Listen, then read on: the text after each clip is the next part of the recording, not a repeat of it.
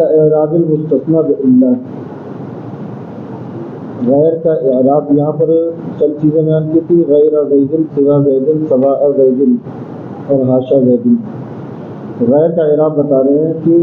جب قبلہ کی جگہ پر غیر کا استعمال کیا جائے تو اس غیر کا اعراب کیا ہوگا، سیدھا سیدھا بتا رہے ہیں کہ مستثنیٰ اللہ کے ذریعے جو ہوتا ہے اس کا جو اعراب ہوگا وہی اعراب غیر کا ہوگا۔ آپ نے پڑھا نا، جاءنی القوم الا زیدن، یا ما جاءنی القوم الا حمارا، اس قسم کی جہاں پہ آپ نے اللہ کے بعد مستثنیٰ کا جو اعراب ہوگا، الا زیدن الا زیدن، ٹھیک ہے، تو زید کا جو اعراب ہوگا، زید مستثنیٰ ہے اس میں، تو مستثنیٰ اللہ کا جو اعراب ہے وہی اعراب اٹھا کے ہم غیر کو دے دیں گے، کیونکہ غیر جب لگایا جائے گا، غیر اپنے ماں باپ کی طرف مضاف ہو کے استعمال ہوتا ہے، جب غیر لگا دیا جائے گا زید کے ساتھ یا اسم کے ساتھ تو غیر مضاف ہوگا اور ماں باپ والا مضاف الیہ ہو جائے گا، مضاف الیہ ہونے کی بنیاد پر اب وہ مجرور ہو جائے گا، ٹھیک ہے۔ اور اس کا جو اعراب تھا، زید کا جو اعراب تھا اللہ کے بعد آنے کی وجہ سے جو اعراب ہو رہا تھا، اب وہی اعراب اٹھا کے غیر کو دے دیا گیا، کہیں غیرہ زیدن پایا جائے گا، کہیں غیر زیدن پایا جائے گا، ٹھیک ہے۔ اور اگر عامل کے مطابق اعراب ہے، جیسے ما جاءنی وہ ہے نا، جس میں جو ہے مستثنیٰ منہ مذکور نہ ہو، اللہ کے بعد اگر مستثنیٰ واقع ہو قرآن غیر موجود میں،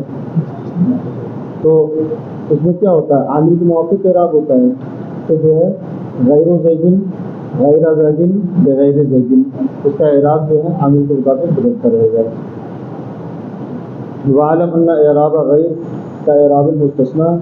باللہ، مستثنیٰ باللہ والا اعراب ہے، جیسے جاءنی القوم غیر زید، اب دیکھیے جاءنی القوم یہ مستثنیٰ متصل ہے اور مستثنیٰ جو ہے اللہ کے بعد واقع ہونے والی صورت ہے، اس میں اللہ کے بعد واقع ہو رہا تھا، اب اللہ کی جگہ پر یہاں پر غیر لگا دیا گیا ہے، ٹھیک ہے۔ تو اب یہاں پر اللہ زیدن تھا، جب اللہ تھا تو زید منصوب تھا نا،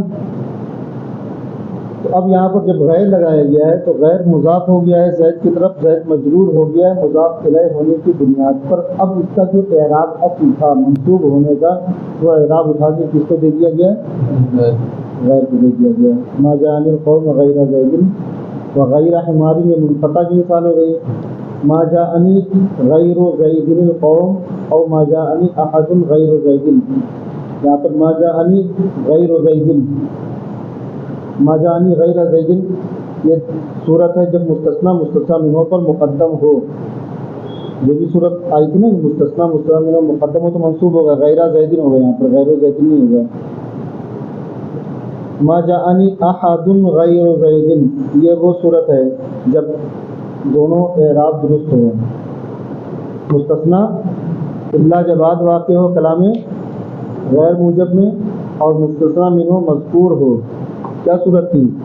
ما جاءنی احد الا زیدن یا الا زیدن، دونوں صورتیں، یا تو آپ جو ہے استثناء کی وجہ سے اسے منصوب پڑھیں گے یا بدلیت کی بنیاد پر اسے رفع دیں گے، وہی حال ہے ما جاءنی احد غیر زید و غیر زید۔ ما جاءنی غیر زید یہ مفرد کی مثال ہے جس میں مستثنیٰ منہ مذکور نہیں، ما جاءنی غیر زید نہیں آیا میرے پاس زید کے علاوہ۔ ما رأیت غیر زید یہ پہلی صورت میں دیکھیے حالت رفعی میں ہے، اس لیے کہ جاء فعل عامل ہے، اس کے بعد یا متکلم اس کا مفعول ہو گیا ہے اور جاء اپنے بعد ایک فاعل کو تلاش رہا ہے، لہٰذا اس کو غیر زید، اس کو غیر زید اس کو مضاف الیہ بنا کے آپ اس کو فاعل بنا دیتے ہیں مرکب کر کے، ما رأیت غیر زید ما مررت بغیر زید، ٹھیک ہے۔ اعلم ان لفظ غیر موضوعۃ للصفت، کہہ رہے ہیں کہ لفظ غیر کو وضع کیا گیا ہے صفت کے لیے، غیر کو استثناء کے لیے نہیں، یہاں پر استثناء کی جگہ پہ استعمال تو ہوا ہے لیکن اصل وضع میں غیر صفت ہے، صفت کے لیے اس کو بنایا گیا ہے، وضع کیا گیا ہے، اور اللہ کو اصل وضع میں استثناء کے لیے بنایا گیا ہے، لیکن کبھی کبھی ان میں دوستی ہو جاتی ہے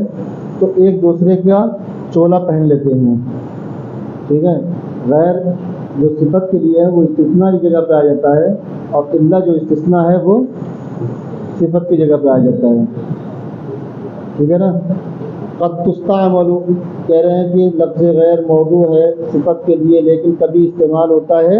استثناء کے لیے. کما ان لفظۃ الا، جیسے کہ لفظ الا ہے موضوعۃ للاستثناء، استثناء کے لیے بنایا گیا ہے. قد تستعمل للصفت ہے، لیکن کبھی وہ صفت کے ساتھ صفت کے لیے استعمال کیا جاتا ہے. جیسے اللہ تعالیٰ جس کو لو کان فیہما آلہۃ الا اللہ لفسدتا، اگر اس کائنات میں روئے زمین پر، زمین و آسمان میں اللہ کے سوا، اللہ کے علاوہ کوئی معبود ہوتا لفسدتا، تو وہ دونوں کے دونوں فاسد ہو جاتے. کہہ رہے ہیں یہاں پر اللہ جو ہے یہ استثناء کے لیے نہیں ہے، ٹھیک ہے. استثناء اصلاً اللہ کو وضع کیا گیا ہے استثناء کے لیے، لیکن کبھی ایسا ہوتا ہے استثناء مراد لینا متعذر ہو جاتا ہے، دشوار ہو جاتا ہے. تو اب ایسی صورت میں اللہ کو غیر کے معنی صفت میں استعمال کرتے ہیں، جیسے کہ آیت کریمہ میں ہے. کیوں ہے اللہ؟ کہہ رہے ہیں کہ اللہ سے پہلے جو آلہۃ ہے یہ جمع ہے اور نکرہ ہے، ٹھیک ہے. جمع منکور سے استثناء نہیں ہوتا، ٹھیک ہے نا. ایک فائدہ یہ ہے کہ جو جمع نکرہ ہو اسے مستثنیٰ منہ نہیں بنایا جاتا ہے، اس سے استثناء نہیں کیا جاتا ہے. دوسری بات یہ ہے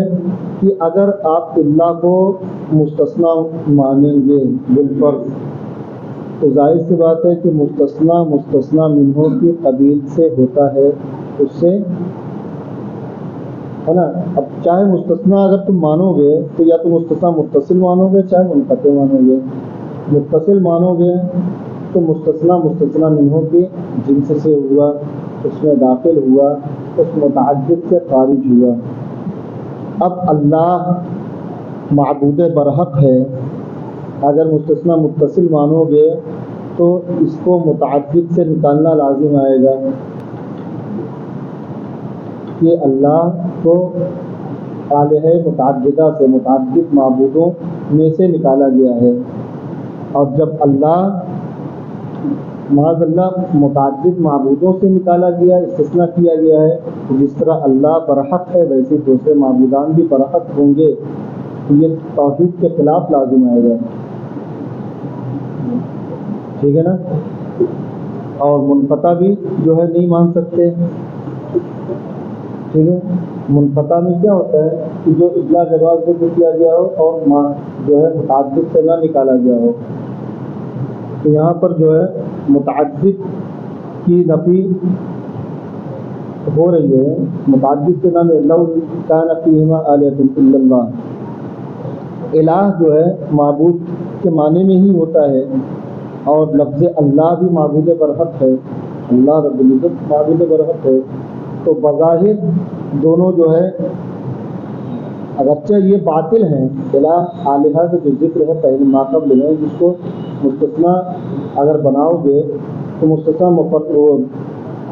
منقطع بناؤ گے تو بھی خرابی لازم آئے گی، اس لیے کہ لفظ الہ بھی جو معبود کے معنی میں ہوتا ہے اور لفظ اللہ معبود برحق ہے، ٹھیک ہے. تو یہاں پر مستثنیٰ بھی منقطع بھی نہیں کہہ سکتے، متصل بھی نہیں کر سکتے. متصل کریں گے تو جو ہے تعدد لازم آئے گا، اس لیے یہاں پر متعذر ہو گیا ہے کہ اللہ کو ہم استثناء کے معنی میں لیں، اور جب اللہ کو استثناء کے معنی میں لینا متعذر ہو جائے تو اس وقت کیا کرتے ہیں، اللہ کو صفت کے معنی میں لے لیتے ہیں. اب یہاں پہ کیا ہوگا، لو کان فیہما آلہۃ الا اللہ، آلہۃ غیر اللہ کے معنی میں ہو جائے گا. اب یہاں پر جو ہے نا آلہۃ موصوف ہو جائے گا، اور الا اللہ یہ جو ہے صفت ہے، اور اس کے بعد وہ پورا اسم ہوگا کانا کا، اور فیہما یہ خبر ہوگی، ہے نا. لو شرط ہے، لو برائے شرط امتناعی ہے،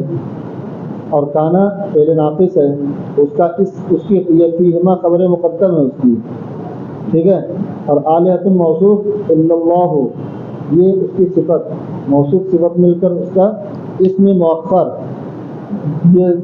کانا فعل ناقص اسم و خبر سے مل کر کیا ہوگا، جملہ اسمیہ ہو کر شرط لفظتا، یہ اس کی جزا، شرط جزا مل کر جملہ شرطیہ جزائیہ ہوا. یہ ترکیب کریں گے. اللہ کو اللہ بمانا غیر، اللہ جب غیر کے معنی میں ہو جائے گا تو وہ مضاف ہو جائے گا، اور اس میں جلالت مضاف الیہ ہو جائے گا. مضاف الیہ سے ملنے کے بعد پھر وہ صفت بنے گا، ٹھیک ہے نا. ایسے ہی جو ہے لا الہ الا اللہ میں بھی ہے، لا الہ اصل میں ہے لا الہ الا اللہ. یہاں پر بھی جو ہے نا لفظ کلمہ جلالت کو الہ، یہاں پر جو اللہ ہے اس کو استثناء کے طور پر نہیں مانیں گے، یہاں پر بھی جو ہے صفت کے طور پر لیں گے. اگر وہ لیں گے تو پھر وہی خرابی لازم آئے گی کہ اللہ اس میں جلالت کو متعدد سے خارج کرنا، مستثنیٰ کرنا لازم آئے گا، اور اسے تعدد الہ ثابت ہو جائے گا، اور یہ توحید کے منافی ہے. اور یہ ترجمہ کریں لا الہ غیر اللہ، لا الہ غیر اللہ، تو اب ایسی صورت میں یہ غیر اللہ صفت بن کے آئے گا الہ کی، اور اس کے لا نفی جنس کی ہے، اور اس کی جو خبر ہے یہ موجود، لا الہ موجود غیر اللہ، اللہ کے سوا کوئی معبود موجود نہیں ہے. تو یہاں پر بھی جو ہے اسے بطور صفت مانیں گے، بطور استثناء نہیں مانیں گے، ٹھیک ہے. چلو دوستو